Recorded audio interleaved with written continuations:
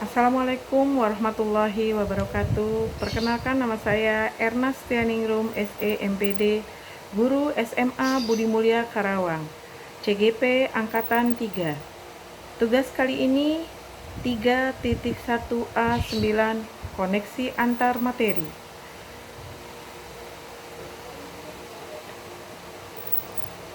Koneksi antar materi dari modul 1, 2, dan 3 ini.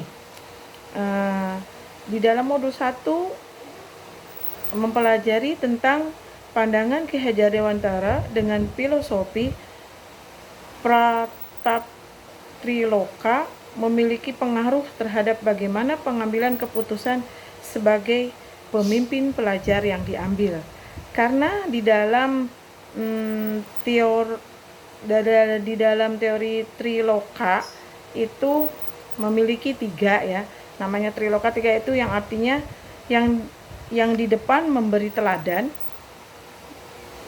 yang di tengah membangun kemauan, dan yang di belakang mendukung, atau yang biasa kita kenal ini sangat populer ya, filosofi ini dengan Tuturi Handayani yang kita biasa pakai dalam pendidikan kita. Tuturi Handayani artinya di belakang yang mendukung.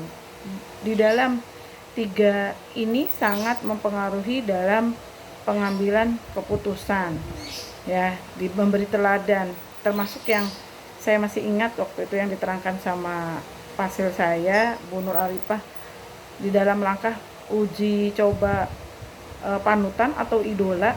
Di situ saya berpikir bahwa panutan saya atau idola saya ke kepala sekolah ternyata di diri kitanya itu bisa menjadi panutan atau jadi idola untuk siswa kita atau tidak. Begitu arti di dalam panutan di situ. Berarti kan nyambung nih dari koneksi antar materi ini dari modul 1. Di modul 1 juga sudah dibekali, sudah diajarkan ada namanya triloka ini gitu.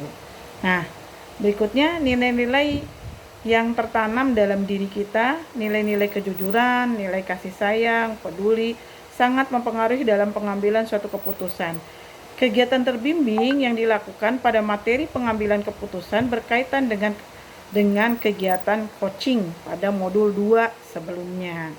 Jadi waktu modul 2 juga sudah diajarkan bagaimana kita materi coaching itu, bagaimana kita menjadi coach, guru terhadap murid, membuat pertanyaan-pertanyaan yang terbuka.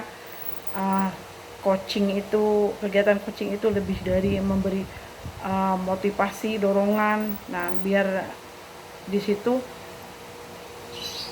coachingnya sendiri yang membuat keputusan, membuat strategi. Di materi coaching ini juga saya sangat terbantu sekali karena saya sebagai wakasek kesiswaan, bagaimana nangani anak yang datang terlambat, menegakkan kedisiplinan yang berpihak pada murid tanpa harus dengan kekerasan. Nah, di situ saya mulai tertarik. Wah, ini hebat ya. Bagaimana kita disiplin, tapi disiplin itu berpihak kepada murid.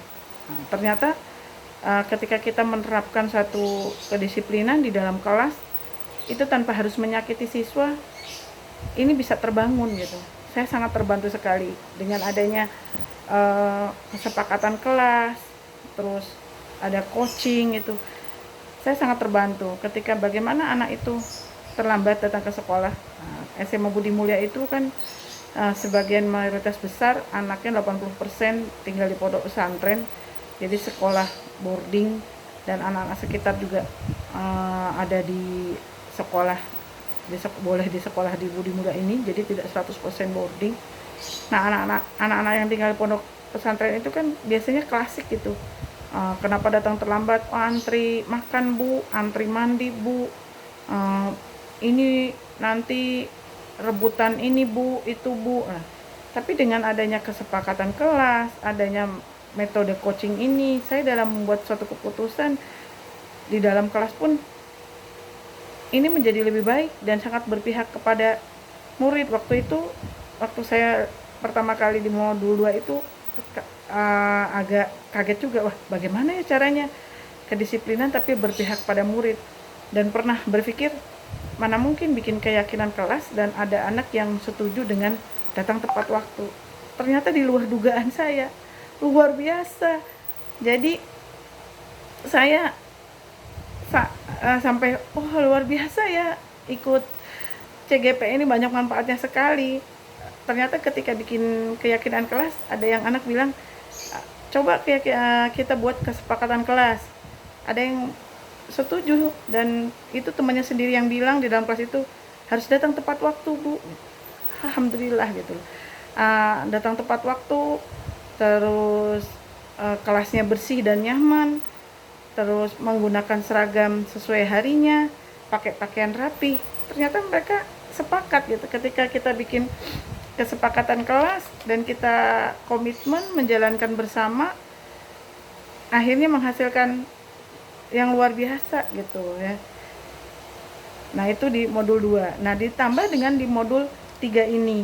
Nah, dari kemampuan guru dalam mengelola dan menyadari aspek sosial emosional pun sangat berpengaruh pada pengambilan keputusan.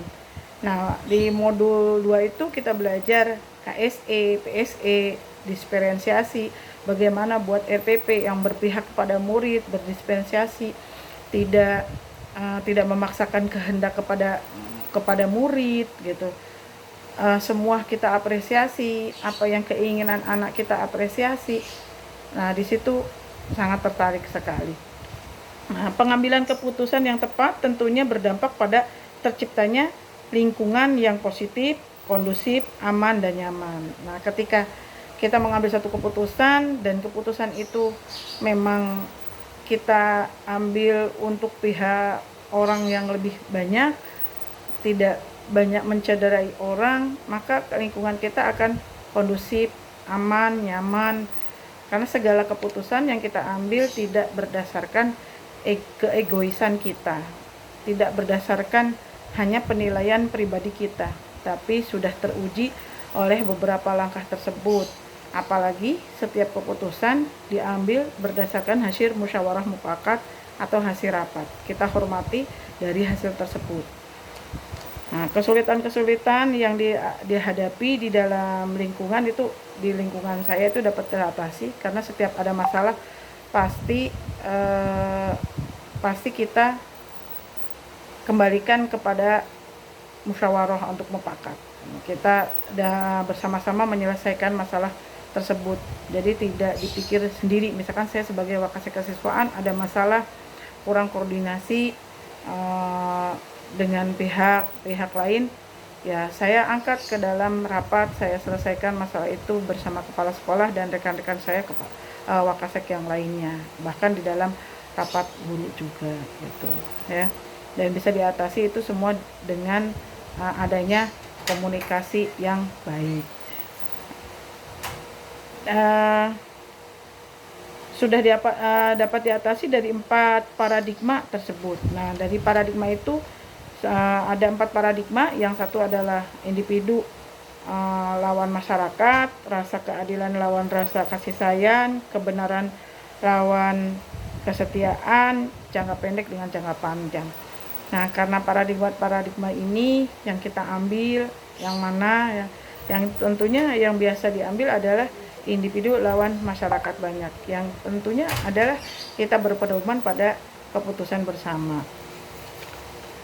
Nah, keputusan yang diambil adalah memerdekakan anak-anak atau siswa-siswa kita dengan pendekatan yang lebih baik. Ketika mengambil